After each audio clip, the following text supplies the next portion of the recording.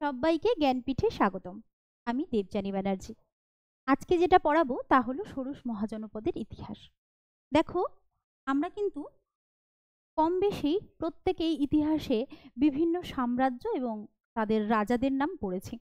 যেমন রোমান সাম্রাজ্যের যে রাজা ছিলেন, সম্রাট কনস্টান্টাইনের কথা পড়েছি, জুলিয়াস সিজার, অগাস্টাস সিজার। আবার ধরো মৌর্য সাম্রাজ্যের অশোক, কিংবা শিবাজি মহারাজ মারাঠা সাম্রাজ্যের, অথবা আকবর মুঘল সাম্রাজ্যের। তো এই যে সাম্রাজ্য বলছি, সাম্রাজ্যের ধারণা সেটা এলো কোথা থেকে, কিভাবে সাম্রাজ্যের ধারণা এলো, আর সাম্রাজ্য সংগঠনই বা কিভাবে হলো, সেটা আজকে আমরা জানবো ভারতের ষোড়শ মহাজনপদের ইতিহাস জানার মধ্য দিয়ে। তো ষোড়শ মহাজনপদ বা মহাজনপদ এই যে টার্মটা, এটা আমরা কোন টাইমে দেখতে পাচ্ছি, তা হলো 6th সেঞ্চুরি বিসি, অর্থাৎ খ্রিস্টপূর্ব ষষ্ঠ শতাব্দীতে। খ্রিস্টপূর্ব ষষ্ঠ শতাব্দীতে আমরা প্রথম মহাজনপদের কথা জানতে পাচ্ছি। আচ্ছা, কোথা থেকে জানতে পাচ্ছি? তা হলো বৌদ্ধ অঙ্গুত্তর নিকায়, তারপর জৈন ভগবতী সূত্র, তারপরে তোমার ধরো মহাভারত, হ্যাঁ, পাণিনির লেখা, এই বিভিন্ন গ্রন্থ থেকে আমরা ষোড়শ মহাজনপদের কথা জানতে পাচ্ছি। ঠিক আছে, তো ষোড়শ মহাজনপদের কথা সবচেয়ে ভালো আমরা যেটা জানতে পাচ্ছি তা হলো অঙ্গুত্তর নিকায় থেকে। অঙ্গুত্তর নিকায় একদম 16টা মহাজনপদের কথা খুব সুন্দরভাবে রয়েছে। সেই 16টা মহাজনপদ তোমাদের এই স্ক্রিনেও রয়েছে, তোমরা একটু দেখে নাও।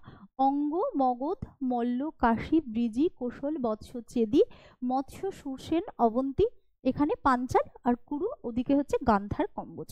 এটি হলো 16টা মহাজনপদ।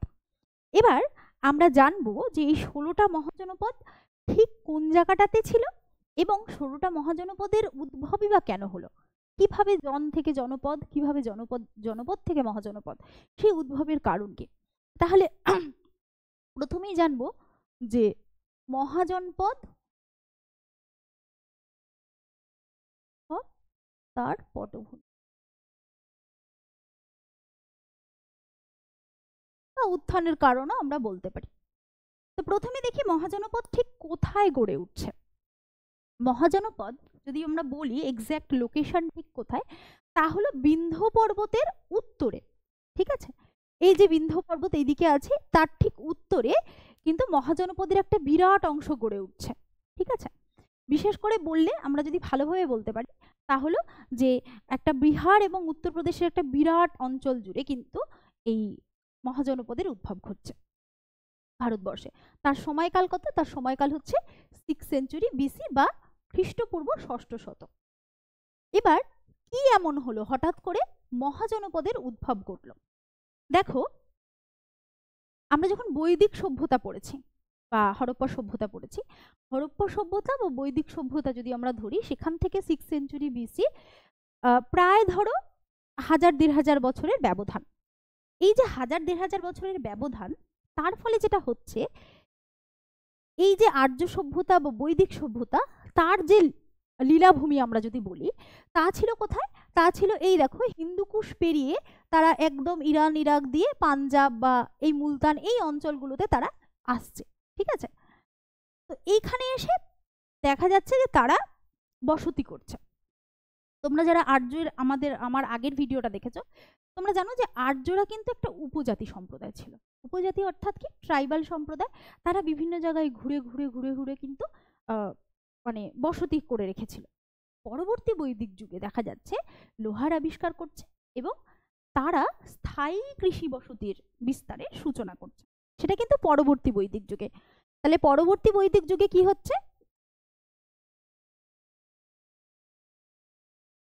পরবর্তী বৈদিক যুগে যেটা একটা ইম্পর্টেন্ট টার্ম, তা হলো স্থায়ী কৃষি বসতি। কেন ইম্পর্টেন্ট সেটা আমি বলছি পরে। এই যে স্থায়ী কৃষি বসতি, তার ফলে যা হচ্ছে যে তারা একটা মানে জনপদের থেকে আগের যে টার্মটা, সেটা হচ্ছে জন তৈরি করতে পারছে। আমরা বৈদিক যুগে কিন্তু জন, এই যে টার্মটা, এটা কিন্তু শুনেছি। হ্যাঁ, তো জনের যে রাজা ছিলেন, সে ছিলেন হচ্ছে জনপতি বা গণপতি। পরবর্তী বৈদিক যুগের টার্ম বা বৈদিক যুগে আমরা জনটা পাচ্ছি। তো আস্তে আস্তে এই জনটা দেখা যাচ্ছে জনপদে পরিণত হচ্ছে। ঠিক আছে, এখানে দেখো তোমরা অনেকগুলো কিন্তু মহাজনপদ রয়েছে, অঙ্গ, মগধ, কাশী, হ্যাঁ, বৎস, সুরসেন, মৎস্য, অনেকগুলো মহাজনপদ রয়েছে। কিন্তু তার সাথে সাথে কিন্তু আবার অনেক ছোট ছোট জনপদও রয়েছে। দেখো পুলিন্দা, ত্রিপুরী, হ্যাঁ, বিদর্ভ, এরকম প্রচুর রয়েছে। কিন্তু এরা কিন্তু মহাজনপদ হয়ে উঠতে পারেনি, এরা বা জনপদ হিসেবেই থেকে গেছে। তো আমরা আজকে মোট ষোড়শ মহাজনপদ নিয়ে আলোচনা করব, কিন্তু ষোড়শ মহাজনপদের সাথে মহাজনপদ কিভাবে গড়ে উঠলো এই বিষয়টা আমাদের জানা দরকার। এবার তো মেইন পয়েন্টে আসি, যে জনপদ থেকে জনপদ এবং তার থেকে মহাজনপদ কিভাবে গড়ে উঠলো। দেখো, এই যে 1000 বছরের ব্যবধান বলছি, এই 1000 বছরের ব্যবধানে যেটা হচ্ছে সেটা হচ্ছে যে এদের যে অঞ্চল, সেই অঞ্চলের যে কার্যকলাপ, সেই কার্যকলাপটা এই পাঞ্জাব হরিয়ানা যে অঞ্চলটা আছে সেখান থেকে তারা মধ্যগাঙ্গেয় অঞ্চলে শিফট করে দেয়। কেন শিফট করে, তার কারণ কি? মধ্যগাঙ্গেয় অঞ্চলে চলে আসার কারণ হচ্ছে এখানের উর্বর জমি, গাঙ্গেয় যে ভূমি, সেই গাঙ্গেয় পলিমাটি, সেই উর্বর জমি, এবং তার সাথে হচ্ছে লোহার আবিষ্কার। লোহার আবিষ্কারের ফলে যেটা হচ্ছে, সেই লোহার ধারালো অস্ত্রের ফলে তারা মধ্যগাঙ্গেয় অঞ্চলের একটা বিস্তীর্ণ অঞ্চল কেটে পরিষ্কার করে এবং সেখানে স্থায়ী কৃষি জনপদের সৃষ্টি করে। এই যে স্থায়ী কৃষি জনপদ এবং উর্বর মৃত্তিকা, যার ফলে যেটা হয় তা হচ্ছে যে উদ্বৃত্ত ফসল, এই উদ্বৃত্ত ফসল এবং তার সঙ্গে লোহার আবিষ্কার এমন একটি গোষ্ঠী তৈরি করে। কারণ লোহার আবিষ্কারের ফলে যেমন উদ্বৃত্ত ফসলেরও জন্ম হবে, ঠিক তেমনই লোহার আবিষ্কারের ফলে যোদ্ধা শ্রেণীও জন্ম নেবে। এই যে যোদ্ধা শ্রেণী তখন তার নিজেদের অঞ্চল বাড়ানোর জন্য সংগ্রাম করতে শুরু করবে। এই যে নিজেদের অঞ্চল বাড়ানোর জন্য সংগ্রাম করা এবং তার সাথে উদ্বৃত্ত ফসল নিয়ে নিজেদের মধ্যে ভাগাভাগির একটা বিষয়, এর ফলে দেখা যাচ্ছে জন থেকে জনপদ এবং জনপদ থেকে মহাজনপদের সৃষ্টি হচ্ছে। এবং তারও পরে আমরা যখন দেখব যে এই মহাজনপদ থেকে আবার কিন্তু সাম্রাজ্যের সৃষ্টি হচ্ছে, সেই সাম্রাজ্য বিষয়ে আমি আবার পরের পর্বে তোমাদেরকে পড়াবো। তার আগে 16টা মহাজনপদ তোমাদের পড়িয়ে নিই, এবং মহাজনপদের মধ্যে শ্রেষ্ঠ কে হচ্ছে, কি কারণে হচ্ছে, সেগুলো কিন্তু তোমাদেরকে বুঝিয়ে দেব। তো তাহলে বোঝা গেল যে ষোড়শ মহাজনপদ সৃষ্টি হচ্ছে কিভাবে। একদম ছোট করে বলতে গেলে উদ্বৃত্ত ফসল এবং লোহার আবিষ্কার, তার ফলে জনগোষ্ঠীর মধ্যে বিভিন্ন লড়াই, এবং তার মধ্যে যারা শ্রেষ্ঠতর তারাই কিন্তু মহাজনপদ তৈরি করতে পারছে। এবং এর সঙ্গে বিভিন্ন রাজনৈতিক কার্যকলাপও ছিল। রাজনৈতিক প্রশাসনিক কার্যকলাপ যে যত বেশি ভালো হবে সে তত ভালো মহাজনপদ গড়ে তুলতে পারবে। ঠিক আছে, তো মহাজনপদ উদ্ভব এবং তার পটভূমি আশা করছি তোমাদেরকে বোঝাতে পেরেছি। এরপরে যেটা আমি পড়াবো তা হলো যে কতগুলি মহাজনপদ ছিল এবং সেই সম্পর্কে কিছু অল্প তথ্য তোমাদের আমি দিয়ে দিচ্ছি। দেখো, একদম প্রথমেই যে মহাজনপদটি আমি রেখেছি তা হলো কাশী। এই কাশী, যার মানে কাশীতে যে রাজধানীটা ছিল তা হলো বারাণসী। তো বারাণসী নামটা শুনেই বুঝতে পারছো যে এখন এই নামটা চেঞ্জ হয়নি, এটি বর্তমান বেনারস। এটি উত্তরপ্রদেশে অবস্থিত। উত্তরপ্রদেশে কোথায় না, গঙ্গা এবং গোমতী নদীর তীরে।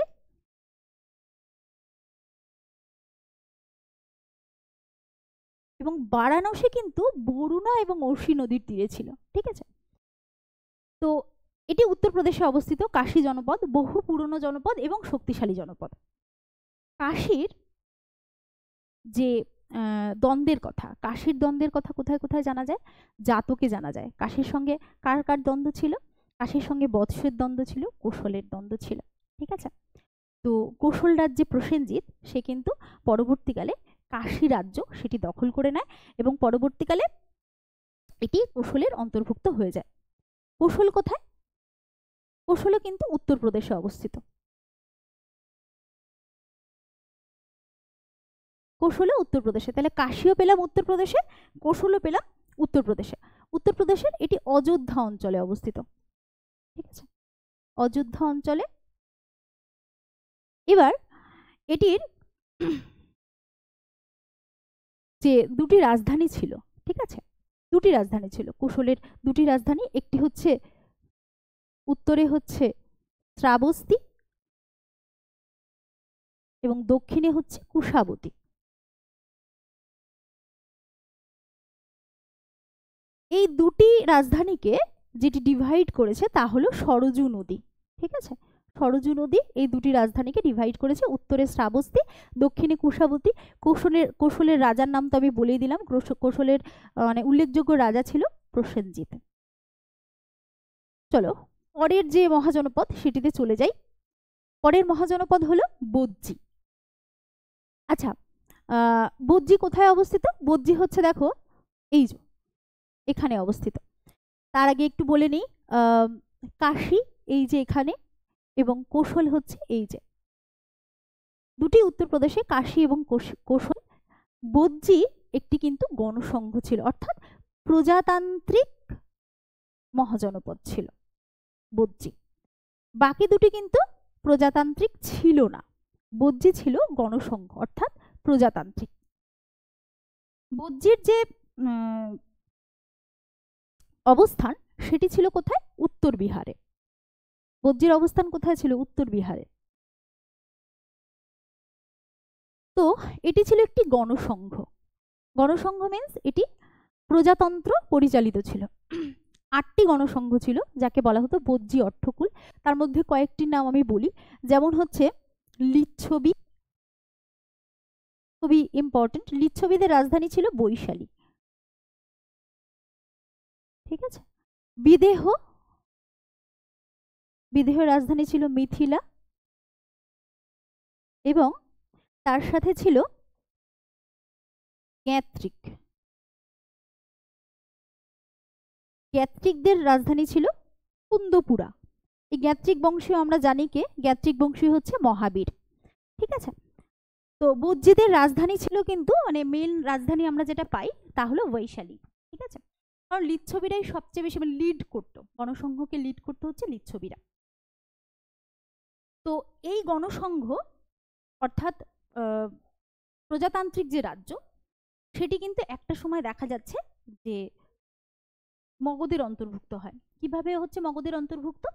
তা হচ্ছে দেখা যাচ্ছে যে এই বজ্জী অর্থকূল যেটা, এই অর্থকূলের মধ্যে ঐক্য, সেই ঐক্য ভেঙে দিতে মগধের যে সম্রাট অজাতশত্রু তিনি সমর্থ হয়েছিলেন।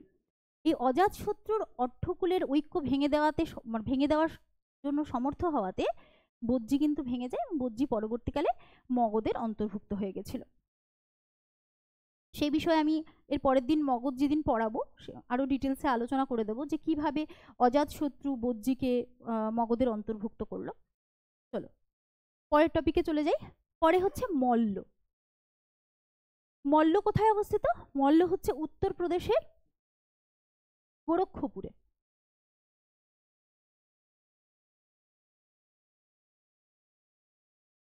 আচ্ছা, মল্লর এখানে অঞ্চলটা দেখে নিই। মল্ল হচ্ছে এই দেখো এইখানে,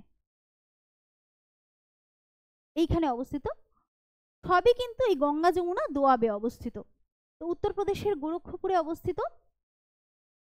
মল্লর যে রাজধানী তা হলো কুশিনারা।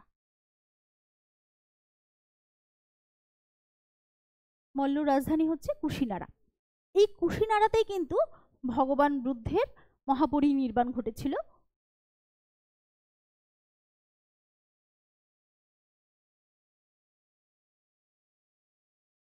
তাহলে মল্ল কি জন্য বিখ্যাত? ভগবান বুদ্ধের মহাপরিনির্বাণের জন্য।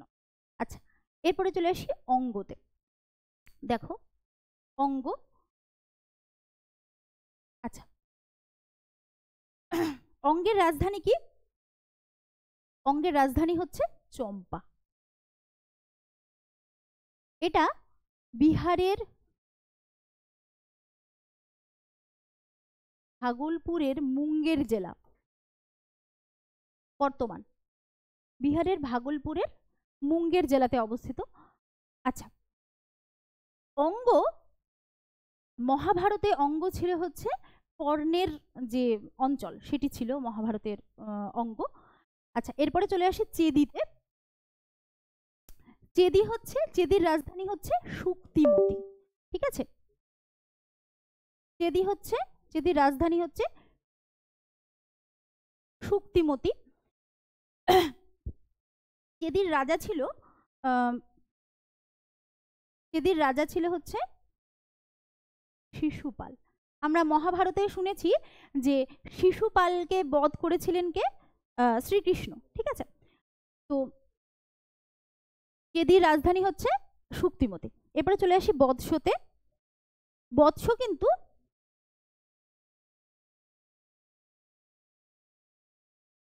উত্তরপ্রদেশে অবস্থিত। বৎস হচ্ছে উত্তরপ্রদেশে অবস্থিত। বৎসের রাজধানী হচ্ছে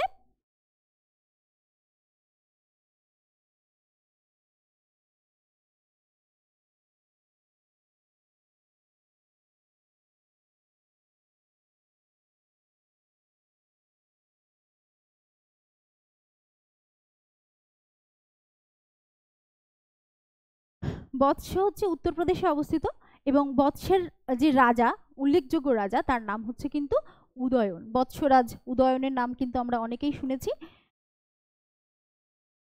এবং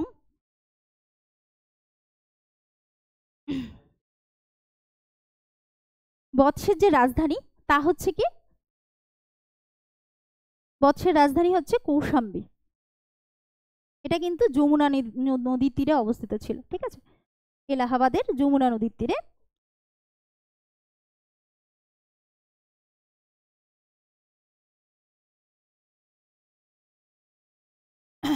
চলো পরেরটাতে যাই। পরে চলে এসছে কুরু। আচ্ছা, তো বৎসরাজ উদয়নের কথা বললাম, আগে বৎসের কথাটা বলে নিই।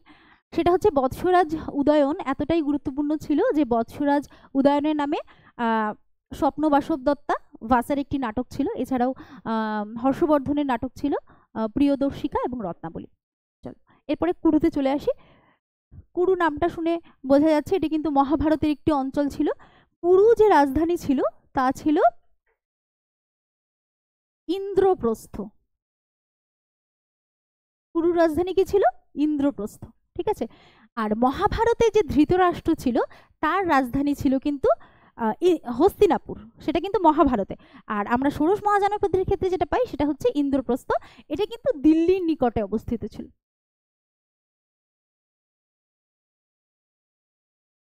দিল্লির নিকটে। এরপরে চলে আসি পাঞ্চালে। ঠিক আছে, আচ্ছা, পাঞ্চাল পাঞ্চাল কোথায় অবস্থিত ছিল? পাঞ্চাল দেখো উত্তরপ্রদেশ এবং তার সাথে রোহিলাখণ্ড। উত্তরপ্রদেশ এবং রোহিলাখণ্ড এই দুটি অঞ্চলে অবস্থিত ছিল হচ্ছে পাঞ্চাল। ঠিক আছে, তো পাঞ্চালের রাজধানী কি কি ছিল? পাঞ্চালের দুটি রাজধানী ছিল, একটি হচ্ছে উত্তরে ছিল অহিচ্ছত্র আর দক্ষিণে ছিল হচ্ছে কাম্পিল্য। দুটি রাজধানী ছিল পাঞ্চালের। চলো এরপরে চলে আসি মৎস্যতে। মৎস্য কোথায় ছিল? মৎস্য মূলত ছিল রাজপুতানা, জয়পুর, এই অঞ্চলগুলো নিয়ে ছিল মৎস্য। ঠিক আছে,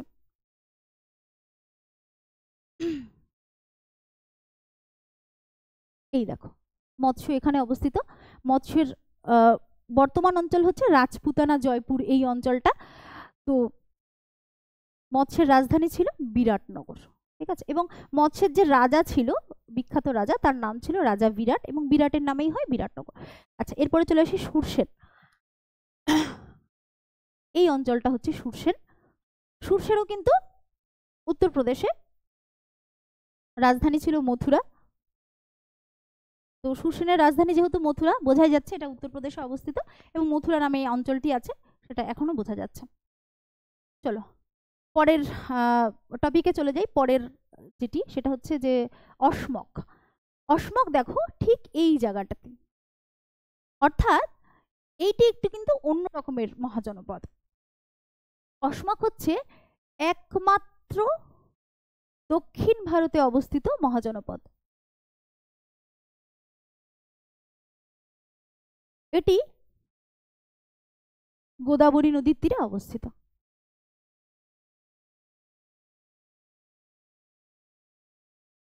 গোদাবরী নদীর তীরে। এবার এটার যে বর্তমান অবস্থান সেটা আমি যদি বলি, তাহলে বর্তমান অবস্থান যদি বলি তেলেঙ্গানা, আদিলাবাদ এই অঞ্চলটা। কিন্তু এই বর্তমান অবস্থান নিয়েও কিন্তু এখনো কনফিউশন রয়েছে যে এটার কোথায় বর্তমান অবস্থান, কিন্তু এটি গোদাবরী নদীর তীরে এবং একমাত্র দক্ষিণ ভারতে অবস্থিত মহাজনপদ। আচ্ছা, এর রাজধানী হচ্ছে পোতান বা পোতালি।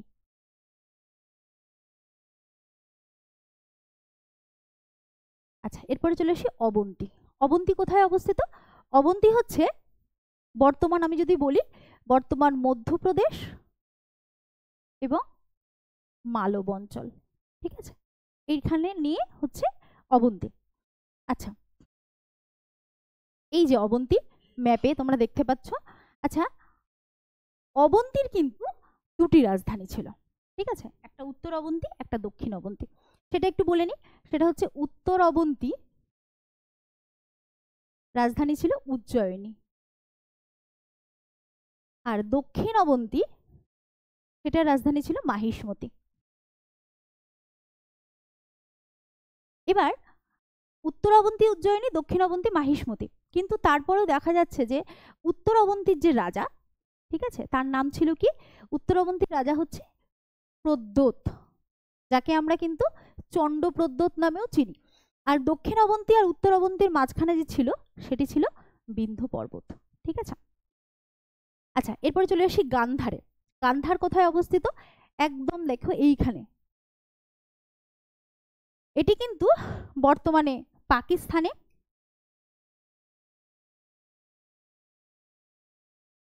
যার রাজধানী ছিল তক্ষশিলা। রাজধানী ছিল তক্ষশিলা। এবার গান্ধার রাজ পুক্কুসাতি বলে একজন ছিল, তিনি আবার বিম্বিসারের দরবারে তিনি কিন্তু দূত পাঠিয়েছিলেন, আবার বিম্বিসারও তার দরবারে দূত পাঠিয়েছিলেন। অর্থাৎ গান্ধার রাজের সঙ্গে হর্যঙ্ক বংশের যে একটা সম্পর্ক, সেই সম্পর্কটা কিন্তু হৃদ্যতার সম্পর্ক ছিল। পরবর্তীকালে যে 6th সেঞ্চুরি বিসিতে দারাউশের আক্রমণে দেখা যাচ্ছে এই গান্ধার কিন্তু এটার পতন হয় দারাউশের আক্রমণে। আমরা জানি দারাউশের যে সাম্রাজ্য ছিল সেটা এই জায়গাটাতে ছিল, এই আকিমেনীয় সাম্রাজ্য।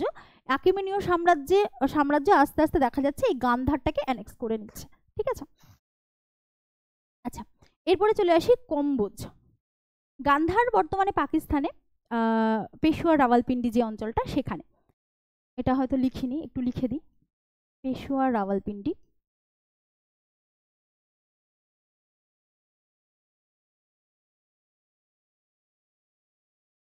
আর এরপরে চলে আসি কম্বোজে। কম্বোজটা ঠিক কোন জায়গাতে? দেখো, কম্বোজের অবস্থানটা ঠিক এখানে, অর্থাৎ এটিও পাকিস্তানে অবস্থিত, বর্তমানে পাকিস্তান।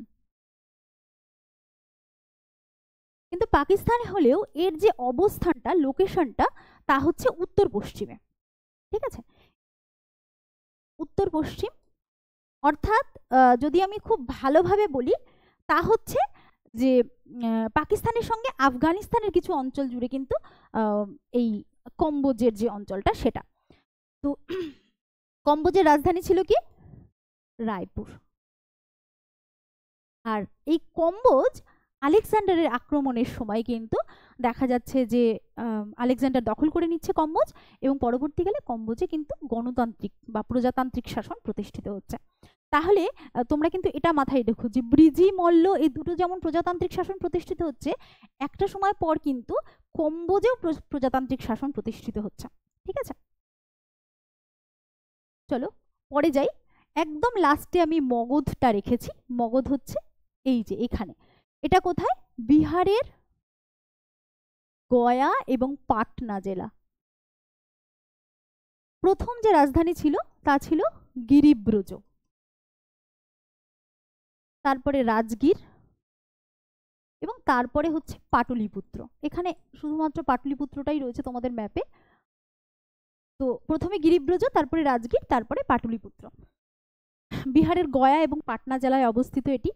মগধ মহাজনপদটি খ্রিস্টপূর্ব 6ষ্ঠ শতকে দেখা যাচ্ছে একটি বিরাটভাবে সে সমৃদ্ধ হয়ে উঠছে, এবং এখানে হর্যঙ্ক বংশ প্রতিষ্ঠা হচ্ছে। হর্যঙ্ক বংশ প্রতিষ্ঠা হওয়ার পর হর্যঙ্ক বংশের যে একদম প্রতিষ্ঠাতা বিম্বিসার এবং তার পুত্র অজাতশত্রু সেই সাম্রাজ্যটাকে একটা বিরাট মানে বড় তৈরি করছে, এবং বড় তৈরি করার সাথে সাথে দেখা যাচ্ছে এই যে 16টা মহাজনপদ, সেই 16টা মহাজনপদের যে একটা স্বাধীন অস্তিত্ব, সেই স্বাধীন অস্তিত্ব কিন্তু নষ্ট হয়ে যাচ্ছে এবং মগধের উত্থান ঘটছে। এই মগধের উত্থান দিয়ে আমার আজকে ষোড়শ মহাজনপদ পড়ানো শেষ হলো। এর পরের দিন আমি যেটা পড়াবো সেটা হচ্ছে মগধের উত্থান কিভাবে হলো এবং তার সঙ্গে বিভিন্ন রাজবংশ। ঠিক আছে, তো আজকে এই পর্যন্তই। ধন্যবাদ সবাইকে। শুভরাত্রি।